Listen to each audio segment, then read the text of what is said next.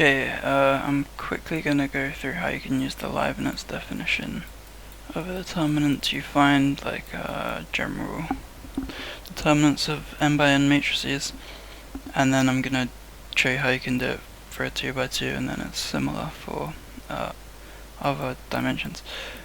Alright, so the actual definition is going to be the sum across all the permutations belonging to Sn, the symmetric permutations of the set of size n, well, not of size n, of the dimension n, which is the size of the matrix. So say that M is an n by n matrix. It's going to be the sum of the sign of each permutation times by the product of each element, each row getting transformed by the permutation. So AI and then the permutation of I. This goes from 1 to n. So this is the definition. Let's quickly go through how you could do this to find the determinant of the 2x2. So say this is our 2x2. So in this case n equals 2, so write out S2. S2 is pretty small, so this is going to make find the determinant quite easy. So you've got the identity permutation, I'm just going to write like this, as well as the in cycle notation, the permutation that maps 1 to 2. And that is all set.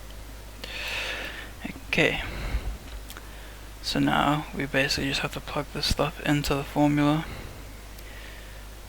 and we're done. So we have 2 permutations, which means there's going to be 2 terms in the sum. So the first one is going to be the sine of I. So the sine of I, well, by definition the sine of I is just 1.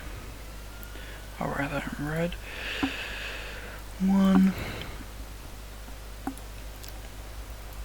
Then we have to do the product of, so A1, and then the transformation of 1. Let me just write this out actually. The product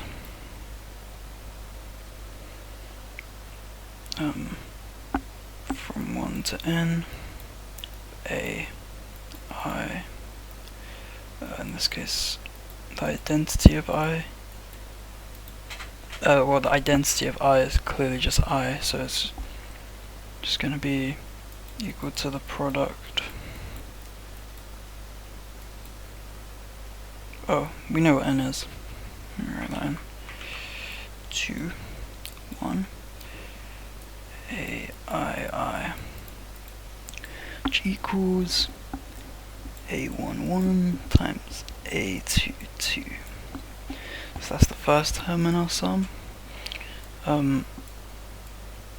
which corresponds to this permutation, the identity permutation. Okay, let's move on to the second part. I'm going to have to scroll up to do the second part. We'll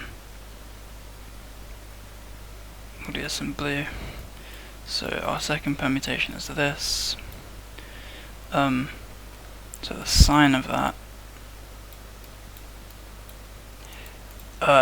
is -1 to the power of the number of items in the cycle notation, which is 2 minus 1, and that equals -1. So the sine is -1. And then we gotta do the product of A to AI I, which is just going to be A1, and then lambda 1 is, so 1 goes to 2, so it's going to be A2, and then times A2, and then 2 is transformed to 1, so it's going to be like this. This is our second term. Oh, and the sign is minus. So overall that makes our expression of the determinant of m equal to the red part, which we had here. Let's just maybe copy that in. Does this work? Okay. And the blue part.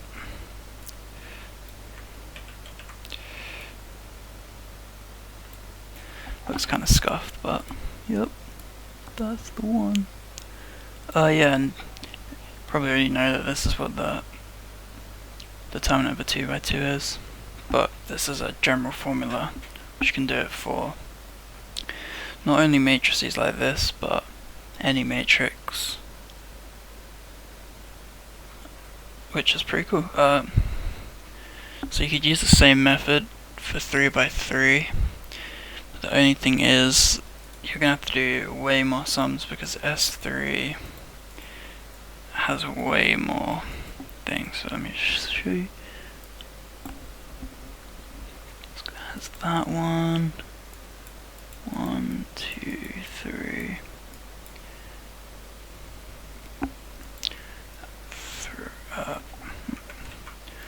1, 3, 2.